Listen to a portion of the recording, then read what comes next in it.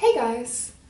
Welcome to my channel. I'm Cheyenne. This is Cheyenne New, and today's video is the second installment in fact-based rants.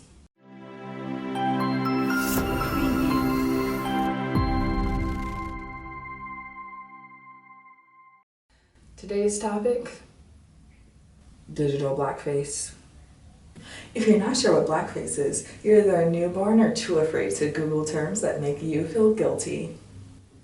I have no such qualms, so here we go. So what is blackface? Blackface is when a non-black person paints their skin to appear black or brown. Mostly known throughout the Jim Crow era, they were used in commercials, movies, and advertisements to further demonize black people and perpetuate violent stereotypes, along with ugly stereotypes and lazy stereotypes, and so many stereotypes that continue to this day. I wonder why. Why would you want a black person to represent themselves when you could have a white person show all the stereotypes and hateful qualities of that black person instead? But guess what? Racism has advanced once again. So I first heard of digital blackface on Twitter. Teen Vogue posted an article about the matter, and I haven't stopped noticing it since. Huffington Post further defines digital blackface into three categories. There's face morphing on apps, there's parody accounts that are not black owned, and there are memes that are both generated and used as reaction gifs. So the first problem with face morphing, there was the huge scandal last year for 420 when people posted pictures of themselves morphed with Bob Marley, with dreads and everything. So in that case, I was more disturbed by people putting a dead man's face over their own, more so than the black implications, just because I think it's disrespectful and weird. Another case is when Big Bang star, I don't know what his name is because I don't really listen to male K-pop artists, but he posted a picture of himself face morphed with Kanye West as pictured, in honor of the monkey Chinese New Year. Can't have racism without culture. The next type is parody accounts, which is accounts such as things black folk like or black people do things or whatever. Those accounts that are made literally with black people in mind but are managed and created by non-black people. It's very weird, and it perpetuates stereotypes, and it also has like an intruder on your culture. It's like, yeah, it's like a culture vulture. So for the parody accounts, it's very odd, very strange to see that people want to be part of the black experience so much when we're literally shot for anything. You can be eating ice cream in your home. You can be a gun-carrying citizen in your car. You can be a teenage boy with a hood on. And it's like, you only want to be black online and on TikTok, so please leave us alone.